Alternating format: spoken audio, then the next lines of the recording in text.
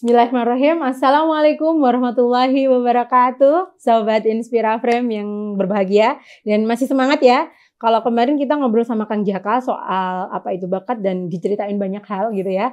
Nah, sekarang kita langsung mengerucut kepada ini profesionalnya Mas Jaka nih. Yang katanya 10 tahun sudah menimba ilmu di sebuah perusahaan. Nah, perusahaan itu sudah menjadi tempat ini ya, berarti menggali ilmunya itu 10 tahun. Dan itu pasti sudah profesional di bidang organisasi, ya kan, sama perusahaan ya Kang ya. Ya. Nah, kira-kira Kang, seberapa penting sih gitu loh talent mapping itu buat organisasi atau perusahaan? Oke, nah ini menarik pertanyaannya. Jadi kita bisa lihat kalau kan kemarin kita bicara soal talent mapping tuh mengenali diri, mengenali bakat, potensi. Nah, terus kalau di organisasi sebenarnya kita bisa lihat dari dua sisi tuh, Mbak. Kita sebagai pekerja atau karyawan sama organisasi sebagai ya tempat yang memberikan pekerjaan, yang punya target, yang punya rencana dan seterusnya.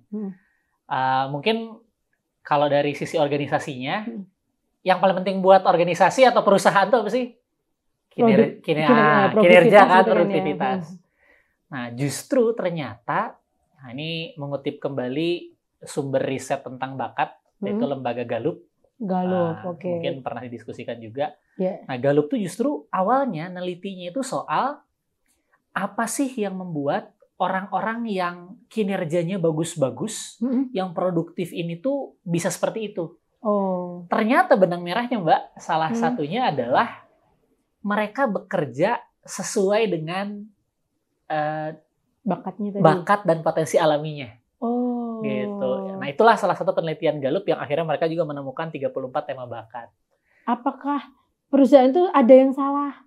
Gini juga, salah milih orang juga? Nah, justru Mbak, jadi masalah klasik, ya karena saya juga lama di HR, di manajemen SDM, salah satu masalah klasik dan terjadi di hampir di semua perusahaan adalah salah merekrut. Oh serius? Padahal kan ada ini kan, toolsnya? Harusnya. Iya. Tapi seringkali yang diprioritaskan untuk di-capture, yang diprioritaskan untuk dilihat, sekedar kompetensi. Sekedar bisa nggak bisanya, pengalamannya. Tapi belum tentu enjoy. Benar. Belum tentu easy. Iya, benar. Belum tentu excellent. Iya. Apa yang ngebedain orang yang bekerja dengan bakatnya sama yang enggak? Konsistensi, endurance, daya tahan, dan keunggulannya jangka panjang. Kalau orang yang sekedar kompeten aja kan kadang bagus, kadang enggak, sebulan bagus, 2 bulan bagus, kadang drop. Tapi orang yang bekerja dengan bakatnya karena dia enjoy, energinya besar, kerja nggak kerasa kerja, maka dia bisa konsisten. Dan biasanya, apalagi dalam jangka panjang, jauh lebih unggul daripada orang lain. Oh, karena excellent tadi ya, jadi master gitu ya. Nah, ini kita masuk ke pertanyaan ini, Mbak. Penting mana? Bakat atau kerja keras? Itu pertanyaan klasik. Karena sering banget kan ada yang bilang yang penting tekun. Nah, ini menarik. Yang penting kerja keras gitu. Ya, tentu kalau orang berbakat tidak mengembangkan dirinya, tidak berusaha, ya pasti kalah. Sama yang bekerja keras. Tapi kalau yang berbakat ini sudah mengeluarkan potensinya, mengembangkan potensinya, nggak kekejar, Mbak. Sama yang kerja keras tapi tidak memanfaatkan bakatnya atau bekerja tidak sesuai dengan bakatnya. Baru keluar dikit aja nanti udah zet gitu ya. Karena tadi dengan bakat dia bisa enjoy, energinya besar, mudah mengerjakannya. Dan nah ini kan suka ada prinsip 10.000 jam tuh, Mbak. Nah iya, itu gimana? Jurus 1000 kali. Iya, pokoknya yang penting apapun kalau mau 10.000 jam pasti bisa deh. Pasti master. Nah, ini menarik. Yang tidak kita ketahui di balik itu, orang yang berbakat sebelum 10.000 jam udah jago. Iya, benar juga. Sebaliknya, orang yang nggak berbakat sebelum 10.000 jam udah nyerah. Iya. Benar. Nah, jadi tentu 10.000 jam itu bagus ya untuk kita membangun, kan bakat itu untuk jadi kekuatan ya harus dikembangkan knowledge, skill, pengetahuan, keterampilannya. Nah, tapi ya gitu pertanyaannya kita sekarang, apalagi di dunia yang semua tuh kayaknya kelihatan gitu depan mata kita, di sosmed kita mau jadi apa sih? Kita mau membangun karir atau expertise kita di mana? Kadang orang tuh bingung.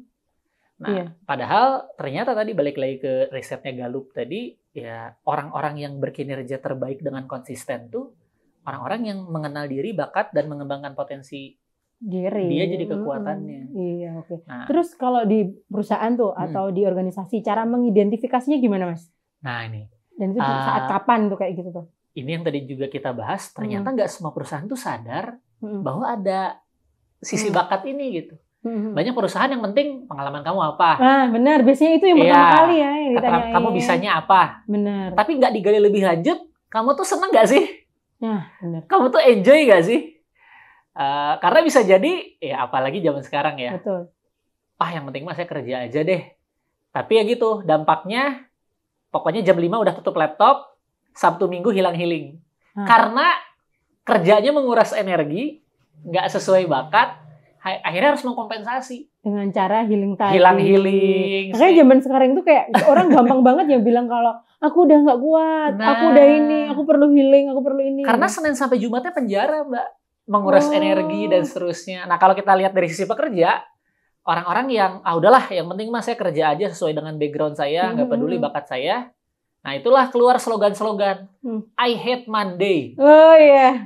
Di kaos-kaos tuh ya. Benar. Atau slogan keduanya TGIF, thanks God it's Friday. Alhamdulillah udah. Itu kan berarti sebenarnya nggak menikmati. Nah, iya, sebenarnya stres gitu ya. Pertanyaannya di sisi kita sebagai pekerja dan juga tentu perusahaan pengen dapat orang dengan berkinerja terbaik. Ya idealnya kita menemukan kerjaan, karir, tempat kerja yang pekerjaannya nanti Senin sampai Jumatnya itu justru udah energinya besar, bikin kita bahkan kalau memang itu bakat yang tadi Jumat itu harusnya udah lemes, nah itu malah udah Friday singkatannya apa tuh? Gitu. Sabtu mau lagi gitu. Jumat mau lembur gitu. Jadi kalau kita mengerjakan sesuatu sesuai dengan bakat kita, justru waktu tuh nggak terasa, Mbak. Kok udah jam segini lagi? Bener. Kayak podcastan ini misalnya. Ya, aduh. Udah jam segini ya gitu. Bener. Itu waktu nggak kerasa, belajarnya mudah, energinya besar. Excellent juga. Dan berarti anak-anak iFirm tuh ini bakat semua ini. Nah, sebenarnya begitu ya. Soalnya. Lembur mulu ya? Iya, lembur mulu. Ternyata mabar. Mabar. Nah, tapi menarik sih. Bayangkan kalau kita semua bisa menggali sebenarnya yang bikin kita bisa aja. Nah, cuma tentu di sisi perusahaan kan pekerjaan macam-macam, Mbak. Benar. Tetap balik lagi ke pertanyaan, kita tetap perlu bisa mengidentifikasi orang ini bakatnya apa, potensinya, kekuatannya di mana, dan cocok untuk pekerjaan apa. Benar. Tapi bener loh, Mas. Dulu itu kan di iFrame belum ada talent mapping awalnya. Itu tuh kita nggak pernah memikirkan kalau misal orang orang CS tuh harus gini, orang di belakang layar harus gini tuh nggak terlalu memperhatikan itu, cuma attitude-nya bagus, udah diambil aja, misal kayak gitu kan. Terus dia itu diem terus sama customer juga, cuma pinjam apa Mbak? Bisa kayak gitu-gitu tuh loh. Bener sih. Dan ternyata ada yang orang kalau ketemu orang tuh justru happy. Bener. Seneng layani. Nggak habis. Iya, energinya justru ketemu orang baru lagi, seneng gitu. Lagi. Nah, itu yang datang dari dorongan bakat. Oke, gitu. sih ya. Terus kalau organisasi, cara mengembangkannya? Nah, jadi setelah talent mapping tadi membantu mengidentifikasi ya, mereka memetakan bakat potensinya. Tentu ya bakat tadi nggak akan jadi kekuatan kalau nggak ditambah knowledge dan skill. Gimana tuh, Mas? Nggak mesti dengan training aja sih, Mbak. Yang paling penting tuh justru apalagi saya di dunia HR dulu, justru on job training, pengalaman langsung di mana mereka bisa benar-benar nyoba mengasah knowledge dan skillnya sehingga bisa. Tentu butuh waktu, tapi tadi kalau sudah dengan bakat, biasanya belajarnya cepat. Iya, dan itu juga harus telaten kan bagian HRD-nya kayak gitu. Selama ini, nah ini balik lagi kalau kita lihat sisi sebaliknya, yang fokusnya sama kompetensi, fokusnya ngembangin apa Mbak? Kekurangan. Bener. Iya sih. Seperti kita kalau selama sekolah rapotan. Anak-anak matematikanya jelek, terus dilesinya ke matematika. Gitu. Jadi mungkin juga karena pengaruh pendidikan kita selama ini ya. Pendidikan kita tuh kalau kita bagi rapot, fokus orang tua bisa kemana? Iya. Yang nilainya jelek dulu kan. Bener. Dan pokoknya harus habis-habisan itu ditingkatkan. Iya, ditingkatkan. Padahal yang 8, yang 9 banyak. Iya, diabaikan. Padahal kenapa enggak dia justru didorong untuk memperkuat dan jadi ahli di sana. Benar. Nah di perusahaan juga gitu Mbak, nggak cuma zaman kita sekolah. Oh, serius ya? Perusahaan yang sekedar melihatnya kompeten nggak kompeten, fokusnya ngelihat kamu kurangnya di mana. Ya udah perbaikinnya di situ, investasi training, belajarnya di situ. Padahal tadi orangnya belajar itu udah lemes duluan, karena nggak sesuai dengan bakatnya. Ya tentu tetap knowledge dan skill penting, tapi kalau kita mau kontribusi terbaik dari setiap karyawan kita, dari setiap anggota organisasi kita, ya kalau bisa dia didorong untuk berkontribusi di sesuai potensinya. Sesuai gimana bakatnya. Mas? Kalau spesifiknya gimana? Kalau mengembangkan bakat itu? Nah ini menarik.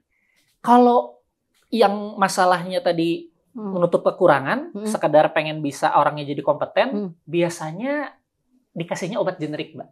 Gimana tuh? Obat generik tuh pokoknya semua trainingnya ini ya, wajib. Mau kalian gimana pun orangnya, semua harus belajar ini. Tentu pada topik-topik tertentu bolehlah, nggak apa-apa.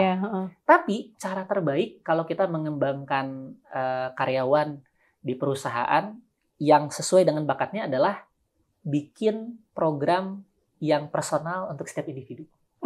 Kalau di HR namanya ada ya salah satu contoh modelnya individual development plan. Nah, gimana tuh spesifiknya? Itu rencana pengembangan individu. Jadi setelah misalnya assessment talent mapping, orang tuh kan tahu nih, saya bakat kuatnya apa, karena bakat-bakat saya kuat di sini, potensi saya pada pekerjaan-pekerjaan apa. Nah, dibanding fokus sama yang dia lemah dan energinya bisa cepat habis, justru pengembangannya, contoh ya, satu, apakah semua bakat-bakat kuatnya yang 7 atau 14 teratas ini sudah dimanfaatkan di pekerjaan? Coba bikin rencana. Contoh, orang ini ada bakat communication, ada bakat significance, tapi kerjaannya di balik komputer, misalnya akunting atau apa. Nggak mungkin. Kayaknya kalau dia dikasih panggung buat ngomong, bagus deh. Nah itu tuh Mbak, jadi kita bisa melihat sisi-sisi lain di mana orang tuh dengan bakatnya justru bisa ngasih kontribusi lebih besar. Berarti benar-benar harus telaten ya yang bagian nah tadi harus personal dan individual. Nggak bisa generik lagi. Dan orang kalau sudah diperhatikan secara personal justru lebih seneng. Bener. Oh, aku ternyata diperhatikan. Karena di rumah udah nggak kurang perhatian. Ya kan? Nah ini kaitannya sama penelitian Gallup tadi. Ternyata orang-orang yang sudah bisa mengenali dan mengembangkan dirinya sesuai bakat memang lebih terikat sama pekerjaan dan perusahaan, lebih engage bahasa kerennya. Bahagia karena dibuat karena nyaman happy, gitu ya. Gitu. Kayak nyari pasangan ya Mas. Nah, kalau dipahami kan jadi nyaman gitu.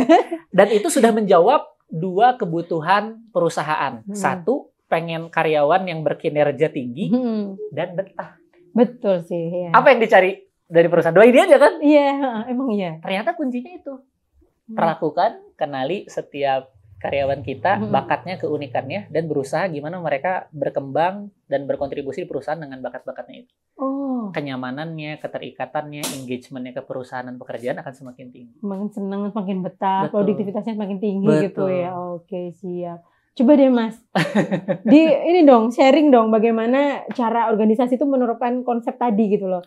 Karena kita masih abstrak nih. Terus gimana ya mulainya gitu bentuknya ya? kayak gimana? Kayak saya wong 30 masa diperhatikan satu-satu gitu. 30, 50, 100 bahkan ribuan. Nah, tips paling mudah Mbak, mulai dari leader. Oh, leadernya ya? Mulai dari kepala. iFrame kan udah mulai dari kepalanya ya. Benar. Kenapa? Karena ketika leadernya sudah kenal pentingnya mengenali bakat dan potensi timnya, benar. Dia juga terbantu. Oh, ternyata si A cara motivasinya gini. Si B beda lagi. Nah, kalau atasan sudah ngerti konsep bakat, potensi kekuatan, ternyata setiap tim saya itu orangnya beda-beda, bisa ditugaskan untuk pekerjaan yang berbeda-beda, leadernya sendiri kebantu, timnya nyaman. Oke, siap. Jadi daripada kita pusing, ini harus mulai 30-30-nya nggak? Ya semua gitu ya. Ya mulai aja dari leader. Leader kan bisa lebih sedikit ya. Iya, paling. Mungkin cuma 3, 5, setiap orang megang 5, 10 orang. Nah, mulailah dari leader. Itu paling mudah, paling efektif, dan membantu leadernya juga. Leader nanti baru sama-sama ke yang ini ya, karyawan. Menariknya Mbak, di beberapa perusahaan, kita tuh bahas hasil assessment talent mapping Mbak, bukan one on one, tapi kelompok. Oh gitu. Jadi atasan dengan timnya dibahas bareng. Dan biasanya Mbak, sesi itu ketawa rame-rame. Iya, emang gitu. Oh, pantesan si bapak ini tuh begini karena bakatnya ini. Nah, jadi saling memahami gitu ya. Bagus. Selain kenal diri, bisa mengembangkan potensinya, kolaborasi jadi semakin kuat. Jadi tambah ini ya, saling memahami kan jadi tambah paham. Betul. Oh, ternyata dia nggak jahat kayak gitu kan. Diamnya tuh karena memang mungkin bakatnya ini. Gitu sih. Bener sih. Iya. Itu manfaat lebih jauh tuh Mbak setelah dari itu nggak di perusahaan aja deh kayaknya Mas. Kalau misal kita punya komunitas, punya organisasi kemahasiswaan, itu kayaknya juga penting deh ya nggak sih? Betul. Di semua jenis organisasi. Ibu-ibu juga kayaknya bisa. Daripada saling gibah gitu kader kan. PKK, posyandu, pengajian, majelis taklim sebenarnya bisa. Itu terus tes bareng-bareng, terus kita saling memahami kan. Tuh biar nggak pada gibah. Jadi seuzonnya hilang. Iya benar.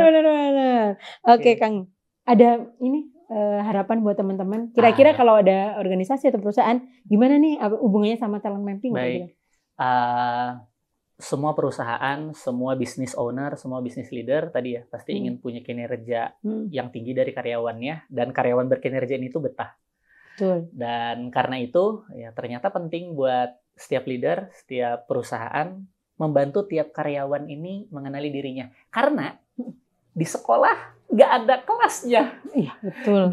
Di selama 12 tahun kita sekolah, bahkan nambah kuliah, nggak ada satu mata pelajaran pun yang topiknya mengenal diri. Betul. Iya Kamu tuh gimana, mau jadi apa. Iya, pokoknya kalau melanggar langsung ke BK gitu aja ya. Padahal ternyata fungsi BK tuh bisa jadi membantu kita mengenal diri. Harusnya ya. Iya, dulu saya zaman ada jam pelajaran BK justru seringnya bolos. Karena apa nih fungsinya gitu ya. Iya, paling juga dimarahin rambutnya panjang, terus sepatunya warna gitu. Jadi ya mudah-mudahan ini juga jadi masukan juga ke dunia pendidikan kita. Kalau saya dulu sadar bahwa guru BK itu ternyata penting juga membantu mengenali diri, mungkin saya akan lebih memanfaatkan. Oke, dan sekarang waktu tak lihat ini, waktu saya juga ikut di talent mapping itu, banyak banget guru BK yang ikut. Nah itu kan bagian dari termasuk sedikit kemajuan pendidikan kita gitu kan. Mudah-mudahan dengan peran guru BK ini bisa nurunin orang-orang yang salah jurusan kayak saya.